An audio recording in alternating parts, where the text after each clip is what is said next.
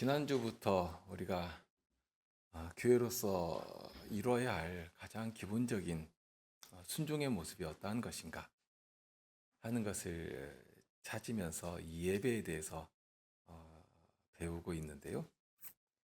오늘 출애굽기 34장 1절로 9절 말씀을 먼저 낭독한 후에 말씀을 생각하겠습니다. 출애굽기 34장 1절로 9절 말씀입니다. 여호와께서 모세에게 이르시되 너는 돌판 둘을 처음 것과 같이 깎아 만들라. 내가 깨뜨린 바 처음 판에 있던 말을 내가 그 판에 쓰리니 아침 전에 예비하고 아침에 시내산에 올라와 산 꼭대기에서 내게 보이되 아무도 너와 함께 오르지 말며 온 산에 인적을 금하고 양과 소도 산 앞에서 먹지 못하게 하라. 모세가 돌판 둘을 처음 것과 같이 깎아 만들고 아침에 일찍 일어나 그 두 돌판을 손에 들고 여호와의 명대로 시내산에 올라가니 여호와께서 구름 가운데 강림하사 그와 함께 거기 서서 여호와의 이름을 반포하실세. 여호와께서 그의 앞으로 지나시며 반포하시되 여호와로라 여호와로라 자비롭고 은혜롭고 노하기를 더디하고 인자와 진실이 많은 하나님이로라. 인자를 천대까지 베풀며 악과 과실과 죄를 용서하나 형벌받을 자는 결단코 면죄하지 않고 아비의 악을 자여손 3, 4대까지 보응하리라. 모세가 급히 땅에 엎드려 경배하며 가로되 주여 내가 주께 은총을 입었거든 원컨대 주는 우리 중에서 행하옵소서. 이는 목이 곧은 백성이니이다. 우리의 악과 죄를 사하시고 우리로 주의 기업을 삼으소서. 지금 예배에 대해서 배우고 있는데요. 우리가 처음 배우는 내용은 아니지 않습니까? 어떤 면에서는 너무 당연하고 익숙하고 그렇게 되니까 가장 중요한 것을 혹시는 소홀히 대하는 일이 없는지 우리를 살펴보게 됩니다. 하나님께서 과연 우리를 구원하신 목적이 어디에 있는가? 또 우리를 교회로 부르시고 연합시켜 주신 이유가 어디에 있는가 하는 것인데요. 다른 말로 할 수 있겠지만 분명한 것은 우리의 찬송을 받으시기 위해서, 우리의 경배를 받으시기 위해서 그리하셨다 하는 것입니다. 그래서 지난주에는 우리의 예배를 받으시는 하나님은 어떤 분이신가? 우리가 예배 자리에 나왔는데요. 이 예배 자리가 얼마나 위험 있고 두려운 자리인가 하는 것을 생각했습니다. 사람들은 각기 자기 눈에 좋은 대로 살아가려고 합니다. 그렇게 살아가는 것을 인생에 가장 가치 있는 것으로 알고 있죠. 그러면서 그렇게 하는 첫 시도가 모든 권위를 자기 위에 있다고 생각되는 모든 권위를 걷어내는 것입니다. 그런데 사람이 착각하는 것이 있습니다. 뭐 사람 위에 사람 없고 사람 아래 사람 없다고 말하지만 정말로 그런가? 과연 인류 역사상 단 한 번이라도 그런 시대가 찾아온 적이 있는가? 사실 복음의 능력이 아니면 그것은 처음부터 불가능한 일 아닙니까? 오늘날 그렇게 평등을 부르짖지만 당장에 생각하더라도 얼마나 많은 억압과 차별이 사람을 억누르고 있습니까? 특히 돈의 권력이 세상 모든 사람의 숭앙의 대상이 되어버렸습니다. 이제는 돈을 섬기는 것을 전혀 부끄러워하지 않습니다. 돈 앞에서는, 돈 주는 사람 앞에서는 쩔쩔매면서 마땅히 존경해야 할 대상에 대해서는 정말 만홀히 대하고 무시하고, 이것이 우리 사회의 기본 정서가 되어버렸습니다. 참된 권위 앞에서는 자유를 부르짖고 거짓된 우상 앞에서는 인생 다 걸고서 비굴하게 종처럼 살아가고 하는, 그런데 그런 가치가 교회까지 들어와서 교회에서도 권위를 무시하고 그 질서를 무너뜨리는 것을 아무렇지도 않게 생각합니다. 하나님에 대한 권위가 없으니까 말씀에 대한 권위도 없고요. 그렇게 되면 말씀의 기관에 대한 권위도 사라집니다. 정당한 권위 앞에서도 자기 편할 대로 대하고, 그런데 그런 모습이 어디서부터 출발하는가? 바로 이 예배에서 시작된다 하는 것을 알게 됩니다. 예배의 자리에서 필연 사시고 참되신 하나님을 만나지 못하면 그렇게 되는 것입니다. 다른 이야기 할 것 없겠습니다. 하나님께 예배하며 하나님을 만나야 합니다. 이스라엘에게 하나님께서 친히 그 어미를 보여주셨을 때는 그 두려움으로 무릎뼈가 서로 부딪혀서 부서질 것 같이 되었습니다. 그러니 주께서 친히 말씀하지 마시고 모세를 통해서 말씀하여 주옵소서 하고 하는, 정말 죽을 것 같은 심정에서 그런 고백을 하게 된 것입니다. 그런데 그런 예배를 사람의 것으로 만들어 버립니다. 그러니까 자기를 즐겁게 하는 것이 예배라고 생각하고, 그러니 예배를 감각적인 것으로 만들어 갑니다. 찬송도 무엇 때문에 부르는가? 은혜 받으려고 부른다고 하지 않습니까? 그러니까 감동이 되면 그것이 찬송을 바로 부른 것처럼 되는. 그러니까 중요한 것은 내가 어떻게 느끼는가, 내가 어떻게 느끼는가 하는 것으로 판단해 가는 것입니다. 예배의 중심이 어느 순간부터 하나님이 아니라 사람에게로 옮겨져 버렸습니다. 강설도 그 중심이 그렇게 옮겨집니다. 최근 어떤 목사님의 설교를 들은 일이 있는데요. 하나님은 여러분을 위해서 일하십니다 하는, 참 제목부터가 멋지지 않습니까? 나를 위해서 일하시는 하나님, 나를 나보다 더 잘 아시고 나보다 나를 더 사랑하시는 하나님이신 사실을 믿고 모든 문제를, 그러니까 어떤 인생의 어려움도 난관도 능히 나를 위해서 일하시는 하나님으로 인해 능히 넘어설 수 있는 것이라고, 대강의 설교의 요지가 그런 것이었습니다. 그러니 회개해야 할 것이 있는데 무엇을 회개해야 할 것인가? 그렇게 나를 위해서 일하시는 하나님께 모든 것을 맡기지 않는 것이 잘못되었다고 말합니다. 정말 수많은 청중이 아멘으로 화답하며 감동을 받는 모습을 보았는데요. 설교만 그런 것은 아니지 않습니까? 감동이라는 말을 조금 더 교회적인 용어로 바꾸면 은혜가 될 것입니다. 찬송도 은혜가 되어야 하고요. 설교도 은혜가 되어야 하고요. 그런데 그렇게 은혜가 되어야 한다 하는 말을 너무 당연한 권리처럼 요구하는 시대가 되었습니다. 마치 내가 여기 참석해 줬으니까, 예배에 참석해 줬으니까 당연히 은혜를 내놓아야 한다 하는 식입니다. 최근 어려움을 겪고 있는 한 교회의 교인과 대화를 하던 중에 담임 목사님의 설교가 은혜가 안 되니까 오후 예배는 없애고 그냥 성경 공부를 하자고 했다고, 그런 주장까지 우리 안에서도 들리는 정도가 되어버렸습니다. 우리가 함께 나와 예배로 주님께 온전히 드리는 시간이 기껏 일주일 가운데 주일도 기껏해야 오전 예배, 오후 예배 딱 2번 아닙니까? 11조의 개념으로 본다 하더라도 정말 내놓기 부끄러울 정도의 작은 시간인데 그런 시간조차도 아까워하는 모습이 우리에게 있지 않은가 하는 것입니다. 우리가 노예로 처음 개혁하고 나올 때 교회의 가장 바른 자태의 시작이 어디로부터인가?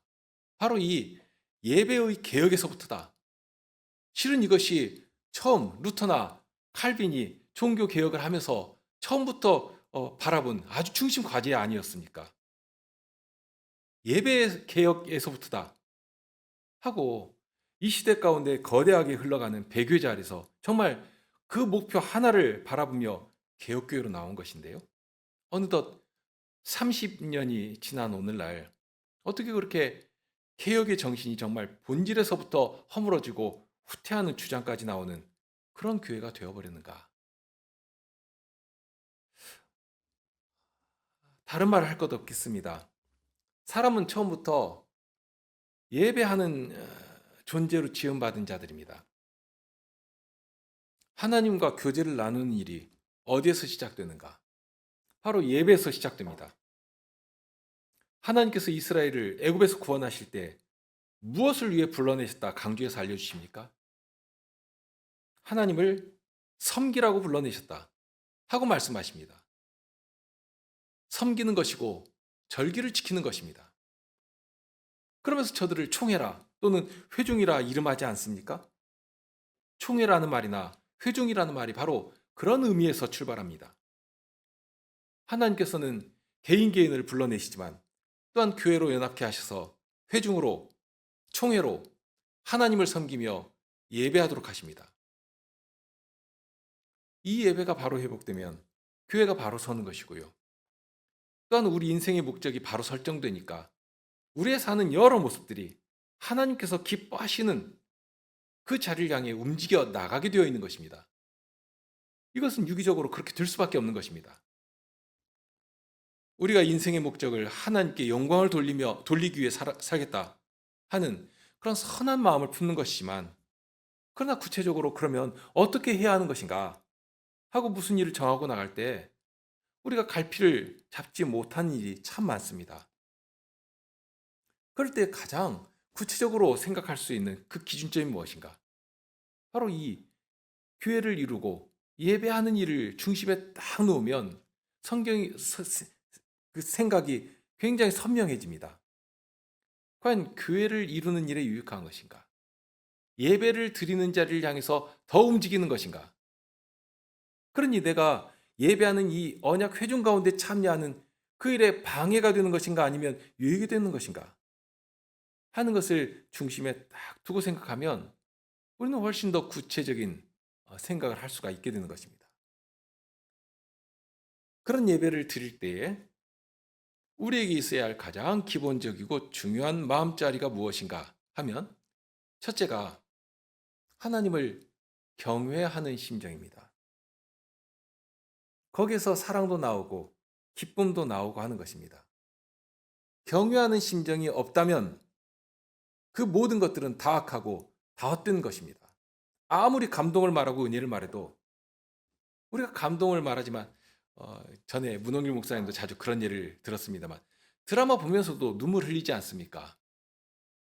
훌륭한 음악을 들어도 막 감동의 물결이 가슴을 요동치게 만드는 것이고요. 그러면 그렇게 눈물을 흘리며 감동받았으니까 은혜 받았다고 말할 수 있는 것인가? 우리가 찬송 부르면서 또는 설교를 들으면서 그런 식의 접근하려는 태도는 없는가? 그러니까 첫째가 어디로부터 출발해야 마땅한 것인가 하는 것입니다. 하나님을 경외하는 그 자리에서 나오지 않는 모든 것은 악하고 거짓된 것이라 하는 말씀입니다. 그러면 그런 경외하는 심정을 어떻게 가질 수 있습니까? 신명기 4장 10절 말씀이죠. 내가 호렙산에서 내 하나님 여호와 앞에 섰던 날에 여호와께서 내게 이르시기를 나를 위하여 내 백성을 모으라. 내가 그들에게 내 말을 들려서 그들로 세상에 사는 날 동안 나 경외함을 배우게 하며 그 자녀에게 가르치게 하려 하노라. 이 말씀을 통해 중요한 내용 하나를 배웠습니다. 나를 위해서 내 백성을 모으라. 그러면 내가 그들에게 내 말을 들려줄 것이다. 내 말을 들려줄 것이다 하고 말씀합니다. 이것이 예배의 중심을 차지하는 첫째 내용입니다. 하나님의 말씀을 듣고 그 말씀 앞에서 반응하는 성도의 관계 가운데서 예배가 이루어지게 됩니다. 이것은 뒤에 다시 생각할 내용이고요. 그렇게 경외하는 것이 첫째이고요. 그래서 하나님께서 얼마나 어미하신 분인가 하는 것을 말씀을 통해서 또 알도록 하시지 않습니까?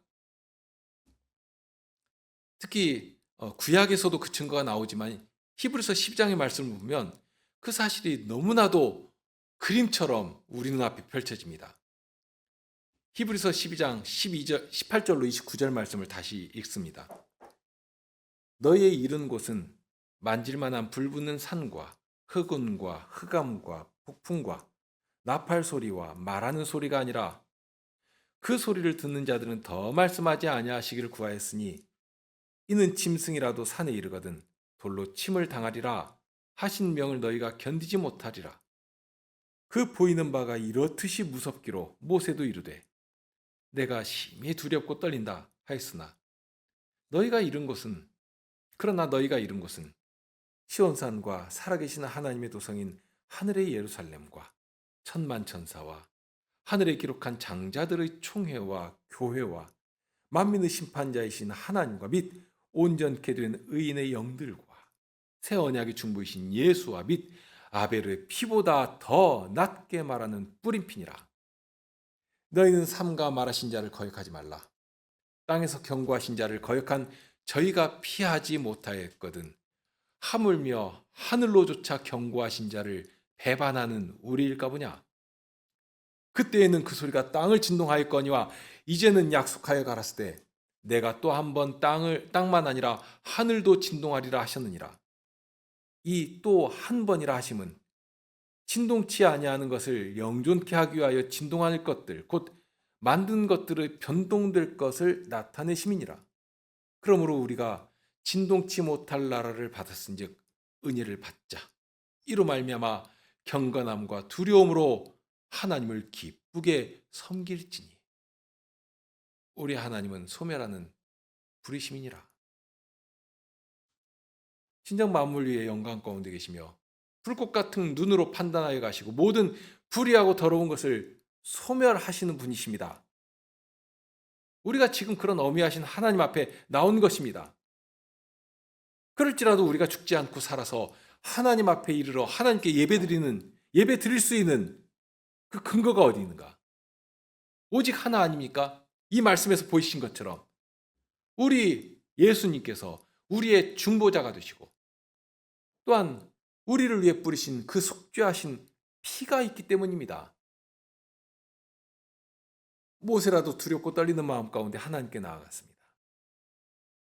그런데 우리를 불러 이르게 하신 곳은 이 땅에 있는 사람의 손으로 만든 그런 모형물이 아닙니다. 하늘에 있는 예루살렘입니다. 거기에는 천만 천사가 함께 하나님께 예배하고 있습니다. 우리를 이끌어 그렇게 하늘에 이르게 하신 것입니다. 하시는데 우리를 그리스도의 몸인 교회로 연합시켜 주시고 그래서 우리가 하나님께 나아갈 때는 늘 하나 되게 하신 성신님 안에서 예수 그리스도의 한 몸으로 나아가게 하시는 것이고요. 그렇게 성신께서 우리를 교회로서 이 언약교회로 불러 모으게 하시고 이 교회를 통하여서 하나님의 나라가 어떠한 것인가? 또 이 땅의 거룩한 나라로 또 제사장 나라로 어떻게 살아가도록 하신 것인가? 하는 그 사명을 이루도록 하신 것이니까요. 그러니 이 눈에 보이는 성도의 모임을 하늘의 본상으로 알고 기쁨으로 나오면 그렇게 성신께서 우리를 이끌어 하나님의 영광 앞에 이르게 해 주시는 것입니다. 그러니 이와 같은 자리에 이 두렵고 영광스러운 자리에 그리스도를 믿는 믿음을 굳게 붙들고 나아가게 되는 것이고 그러면 하나님 앞에 이르러 예배하는 자가 되게 되는 것입니다. 그러니까 예배 드릴 때에는 먼저 세 가지를 꼭 붙잡아야 합니다. 첫째는 무엇보다도 우리가 이처럼 어미하신 하나님 앞에 예배한다 하는 사실입니다. 그리고 둘째로는 이런 어미하신 하나님 앞에 나아가지만 우리를 위해 뿌리신 예수님의 피가 우리 앞에 있다. 예수님께서 계시다. 그러니 우리가 예수님을 의지하고 나가면 하나님께 예배할 수가 있게 된다 하는 사실입니다. 그리고 마지막으로는 우리가 아무 곳에서나 예배해도 다 예배다 하는 그런 어쭙지 않은 생각을 버리고 이 땅에서 교회는 이런 것이다 하고 구체적으로 이루도록 하신 실체, 우리에게는 이 언약 회중을 주셨지 않습니까? 그러니 교회로 함께 나와 예배하는 회중으로 성신께서 하나 되게 하신 사실을 믿는 믿음 가운데 함께 예배를 드리는, 그렇게 할 때에 예배 자리에 설 수 있게 된다 한 사실을 잘 붙잡으시기 바랍니다. 이런 원칙 위에서 또 생각할 것이 그러면 예배가 무엇인가 하는 것인데요. 예배라는 이 말 뜻을 우리말로 그냥 풀어서 해석을 하면 예를 갖춰서 절을 한다 하는 의미가 있습니다. 그렇죠? 예배. 아, 예를 갖춰서 절을 하는 것입니다. 이것이 전혀 없는 말이 아니고요. 성경에서 예배를 일컫는 말, 구약에서는 샤하라는 말을 사용하고요. 또는 어, 그 신약에서는 프로스기네오라고 하는 말을 사용하는데요. 이거 예배라는 말로 번역됩니다. 그런데 이 두 단어, 구약에서나 신약에서 사용되는 이 말이 이렇게 예를 갖춰서 절한다 하는 그런 의미가 있습니다. 그런데 이 샤라 하는 말이 하나님께 예배한다 하는 말로 전용해서 쓰는 말은 아닙니다. 출애굽기 18장에 보면 모세의 장인 이드로가 왔을 때 모세가 이드로에게 절을 하는데요. 그러니까 그것은 분명 몸을 이렇게 굽혀서 땅에 이렇게 굽혀서 절을 하는 것 아니겠습니까? 이렇게 사람에게 절을 하지만 하나님께서 사람의 몸을 입고 현현하셨을 때 예를 들면 아브라함이 그렇게 하는데요. 두 천사가 와 함께 이 소돔과 고모라의 멸망을 알리러 오셨을 때 그 앞에 이렇게 아브라함이 절을 합니다. 그리고 이 말이 또 사용된 것이 출애굽기 32장 8절에 보면 모세가 하나님의 말씀을 그 백성들에게 전하기 위해서 하나님이 말씀하시는 그 산에 올라가서 40일을 거기 거하면서 하나님의 말씀을 듣는데요. 그런데 그때 산 아래에서는 무슨 일이 있었습니까? 송아지 우상을 만들어서 그걸 숭배했거든요. 여기 우상을 숭배한다 하는 말에도 사용됩니다. 출애굽기 33장 7절에 보면 모세가 항상 이렇게 그 장막을 취하여서 진 밖에 치고서 진과 좀 떨어진 자리에 두고 그걸 회막이라 이름하니 하는 말이 나옵니다. 그러니까 회막이라고 했는데요. 회막이라고 해서 뭐 특별한 것은 아닙니다. 지금 사람들이 광야 생활을 해가고 있지 않습니까? 광야에서는 지금처럼 콘크리트 부어가지고 집을 지을 수 있는 것이 아니니까 이동하기 편하도록 이렇게 텐트를 치고 머물다가 움직이는. 그러니까 몽골의 게르도 뭐 그런 종류일 것인데요. 이것을 이제 장막이라고 합니다. 그런데 이제 그 가운데 하나를 취해가지고 구별해서 회막이라고 부른 것입니다. 아직은 성막을 짓기 전이니까 하나님께 예배드리기 위해서 특별하게 구별한 장막이 회막입니다.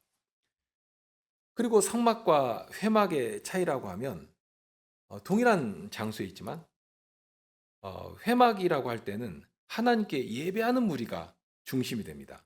그러니까 하나님께서 당신의 백성들과 만나시고 백성들과 사귐을 나누신다 할 때 그곳을 회막이라고 부릅니다. 그래서 33장 10절에 보면 모든 백성이 회막 문에 구름 기둥이 섰음을 보고 다 일어나 각각 장막 문에 서서, 그러니까 각기 자기 집 지금 앞에 나와 가지고 회막을 바라보고 회막을 향해서 경배를 한 것입니다. 그러니까 비록 성막을 짓기 전이지만 하나님께서는 백성들을 만나시는 일을 미루지 아니하시거든요. 그러니까 성막 지을 때까지 멈춘다 그게 아니라 그 전이라도 이렇게 회막을 딱 정하시고요. 그리고 회막에서 하나님의 영광을 딱 보여주신 것입니다. 하나님의 영광이 그 회막 가운데 임하시니까 백성들은 각각 자기 집 문 앞에 서서라도 그 회막을 향해 경배를 한 것입니다. 지금 백성들이 이 회막을 중심으로 해가지고 진을 쳤거든요. 회막을 중심에 딱 놓고 동서남북으로 그 광야에 진을 쳤기 때문에 자기들의 집이라고 할 때는 장막이 되는데 장막 문을 딱 걷고 보면 회막에 가득한 영광이 보이게 되고요. 그래서 다 같이 그 앞에 경배를 올린 것입니다. 자, 이런 것이 예배입니다. 이 경배라는 말이 33장에 보면 좀 더 구체적으로 언급되어 있습니다. 오늘 읽은 말씀인데요. 모세가 깨뜨린 두 돌판 대신에 다른 돌판을 깎아가지고 여호와께서 명하신 대로 시내산에 오릅니다. 거기서 여호와께서 구름 가운데 강림하십니다. 구름 가운데서 여호와께서 당신의 이름을 반포하시죠. 여호와로라, 여호와로라. 자비롭고 은혜롭고 노하기를 더디하고 인자와 진실이 많은 하나님이로라 하는 말씀을 하십니다. 여호와 이름을 큰 소리로 모두가 다 알아듣도록 친히 말씀하신 것입니다. 그러니 그 말씀을 듣는 사람들은 몸은 물론이고 그 영혼까지라도 여호와께서 그 크게 외치시는 그 말씀 앞에서 정말 얼어붙는 것 같이 되었습니다. 그렇게 되니 모세도 어떻게 하는가? 급히 땅에 엎드려 경배하였다 했습니다. 경배라는 것은 말 그대로 이 어미하신 하나님 앞에 예를 갖춰 절하는 것입니다. 절하는 모습이야 사회마다 다 다를 것입니다. 그러나 가벼운 절을 제외하고 절대자에 대한 예의는 동서양을 막론하고 비슷한 면이 있습니다. 자신을 최대한 낮추고 상대를 높이는 것입니다. 우리나라의 경우도 왕을 아련할 때에는 왕 앞으로 떡떡 걸어가지 못합니다. 그러죠? 옆으로 간다거나 또는 왕 앞에서 물러날 때에도 뒷걸음을 쳐서 나오는, 또 왕의 허락이 있기 전에는 얼굴을 들어가지고 왕의 용안을 함부로 볼 수도 없습니다. 그저 왕 앞에 납작 엎드려 있어야 합니다. 만일 왕이 윤허하기도 전에 용안을 본다고 자기 마음대로 고개를 쳐들면 어떻게 됩니까? 내금이 같은 호위병들이 와가지고 그냥 당장에 칼로 목을 베어버리는 것입니다. 과거 스코틀랜드 같은 경우에는 왕에 대한 충성심을 보이기 위해서 저 멀리서부터 온몸을 바닥에 대고 벌레처럼 왕 앞으로 기어갑니다. 그렇게 해서 왕 앞에 이르면 왕의 발을 자기 머리 위에 이렇게 탁 올려놓습니다. 사람에게 있어서 가장 귀한 지체가 있다면 내 머리가 될 것인데요. 그런데 그런 머리라도 왕의 발등상이 된다면 오히려 그것이 나에게는 영광입니다 하는 태도로 그렇게 왕의 발을 내 머리 위에 올리는 것입니다. 그렇게 되니 마치 시편에 원수로 저의 발등상이 되게 하신다 하신 그 표현처럼 되는 것입니다. 이것이 서양의 예이기도 하고 또 동양에서도 왕에 대해서는 정말 아주 비굴할 정도로 어떤 때는 개가 주인에게 보이는 굴종보다도 더한 모습으로 예의를 갖추게 되어 있습니다. 앞에서 현대인들이 속고 있는 현실에 대해서 말씀드렸습니다만 오늘날에는 머리를 숙이는 일이나 땅바닥에 엎드려가지고 벌벌 기어가는 일이 없으니까 자기가 정말 높이 된 것처럼 착각하고 살아갑니다. 정말 자기가 자존적이고 평등한 존재인 것처럼 생각하는 것입니다. 그러나 실은 그보다 얼마나 더 비굴하게 그렇게 굽신거리면서 살아야 하는가. 우리가 삶의 현장 속에서 정말 피부로 느끼며 살아가지 않습니까? 그러면서 당장에 머리 숙이고 하지 않으니까 자기가 높아진 것처럼 착각하도록 만들고, 그러니 정작 머리를 조아려야 할 정말 존귀의 대상 앞에서는 아주 교만하게 그렇게 굴고, 사랑으로 대해주시는 분 앞에서는 얼마나 그렇게 교만하게 구는 것인지, 그러면서 돈 가지고 목줄을 쥐고 흔드는 대상 앞에서는 연신 조아리고 그렇게 비굴하게 살아가고 하는 것입니다. 정말 우리가 우리의 머리를 숙이고 엎드려야 할 대상이 누구인가 말할 것이 없지 않습니까? 그러면 어떻게 절해야 하는가? 하나님께 무릎을 꿇고 절해야 합니다. 몸을 굽혀 절해야 합니다. 오라, 우리가 굽혀 경배하며 우리를 지으신 여호와 앞에 무릎을 꿇자 했습니다. 지금도 무슬림들은 살라트라고 하는 하루에 5번씩 시간을 정해놓고 메카를 향해서 예를 올립니다. 그러니 아예 양탄자를 들고 다니죠. 어디서라도, 심지어는 비행기를 타고 가다가도 시간 되면 딱 비행기에다 펴놓고 절을 합니다. 머리를 바닥에 대고 아주 큰 절을 합니다. 그런데 우리는 우리 하나님께 그보다 덜 해도 되겠습니까? 우리 하나님이 그런 우상보다도 그렇게 가볍게 대해도 될 만한, 우리 하나님은 다 용서하시니까, 나를 위해서 일하시는 하나님이니까 그냥 가볍게 대해도 괜찮은가 말입니다.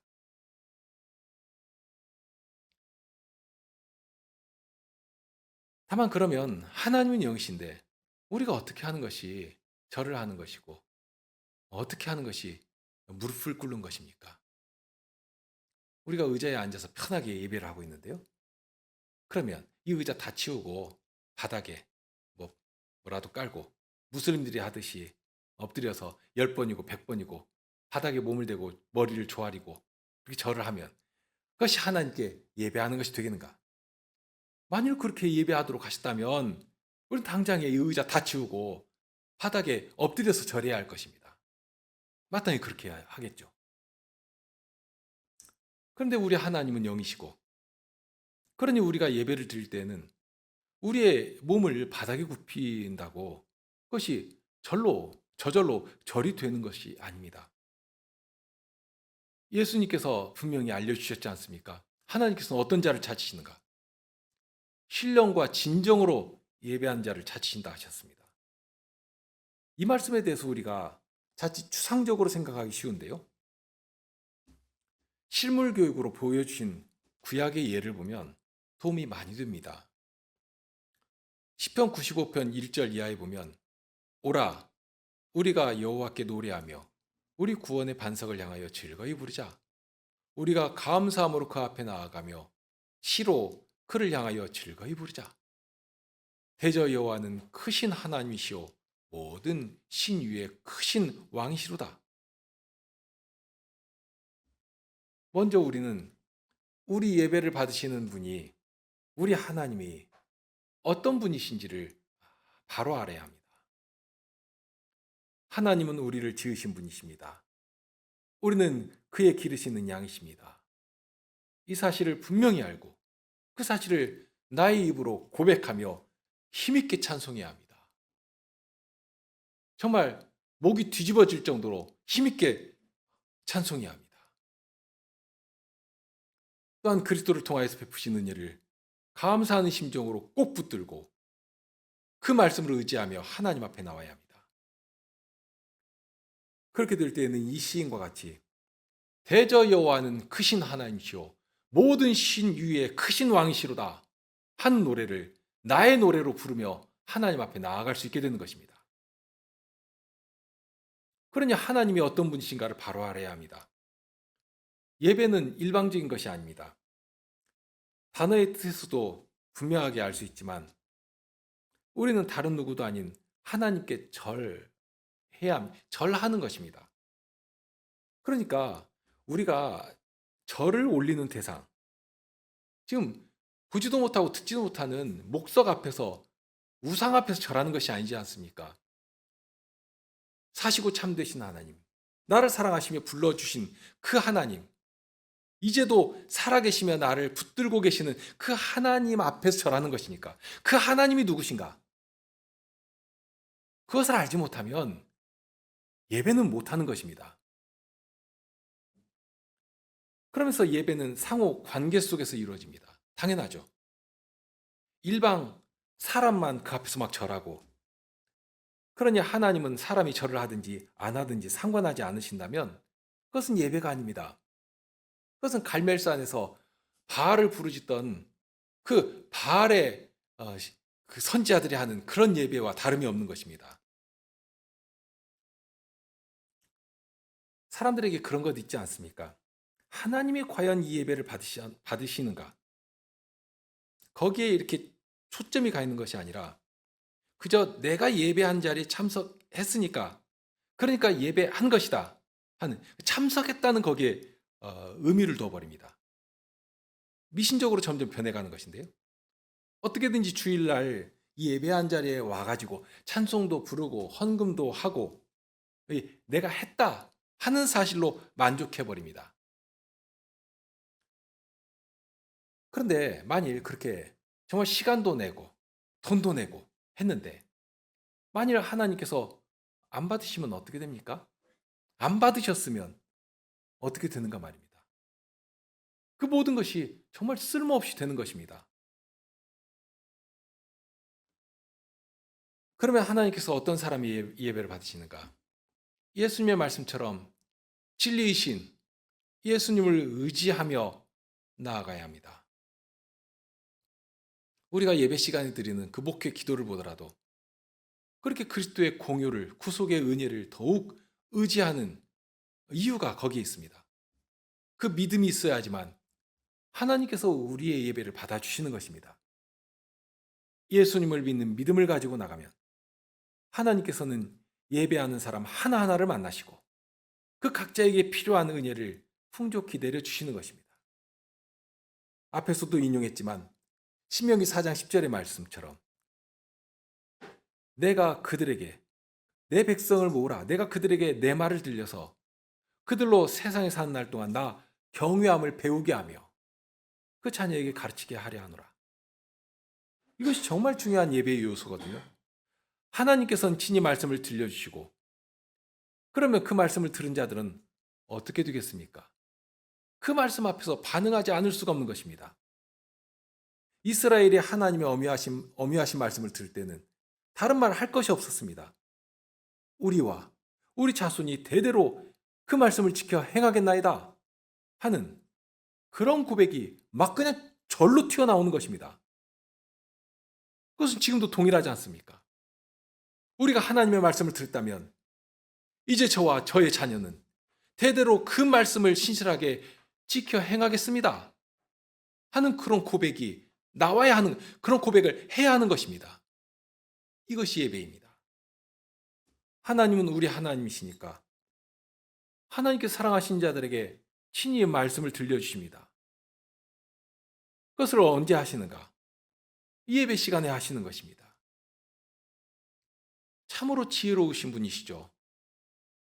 우리를 구원하신 목적에 따라서 우리가 교회로 이 예배하는 일에 더 온전해지고 더 아름답게 하시려고 또한 예수 그리스도의 한 몸으로 지어져 가는 그 실질을 나타내도록 동일한 자리에서 하나님의 동일한 진리의 말씀을 들려주시고 그러면 우리는 그 말씀에 정말 기쁨으로 응답하게 되는 것입니다. 이것이 예배입니다. 하나님의 말씀을 들려주시고 우리는 그 말씀에 대해서 진정 제가 그 말씀을 지켜 준행하겠나이다. 저뿐만이 아니라 자녀들에게도 하나님 경유하는 일을 잘 지켜 가르치겠나이다 하는 그런 맹세를 거듭거듭 하게 되는 것입니다. 정리하겠습니다. 예배는 하나님과의 인격적인 관계 안에서 이루어집니다. 하나님께서 먼저 우리를 섬기셨지 않습니까? 예수 그리스도를 내어주시기까지 우리를 사랑하시며 먼저 섬겨주시고 우리를 구원하여 거룩한 자리에 세워주셨습니다. 그러니 그 은혜 안에서 우리는 기쁨으로 하나님께 나아가게 됩니다. 예배하게 됩니다. 주님 앞에 이른 자들에게 말씀을 들려주실 때 우리는 진정 기꺼운 마음으로 그 말씀 앞에서 반응하게 되는 것입니다. 그러니 어떻습니까? 이 예배 자리에 이른 여러분은 이제 어떤 대답으로 하나님의 부르심과 요구 앞에서 응답하시겠습니까? 아직은 아니니까. 아직은 좀 중요한 다른 일이 남아있으니까. 그것부터 하고 좀 여유가 생기고 좀 넉넉해지면 그러면 그때 가서 주님의 부르심에 응답하겠습니다 하는 그런 말을 할 수 있겠는가? 그럴 수 없지 않습니까? 진정 이제 말씀을 들려주셨으니 더욱 하나님께서 자시는 그 자리를 향해 저희 모든 것을 기꺼이 드리겠나이다 하는 그런 마음이 우리 안에서 움직이며 우리의 고백으로 나와야 마땅한 것입니다. 함께 기도하시죠.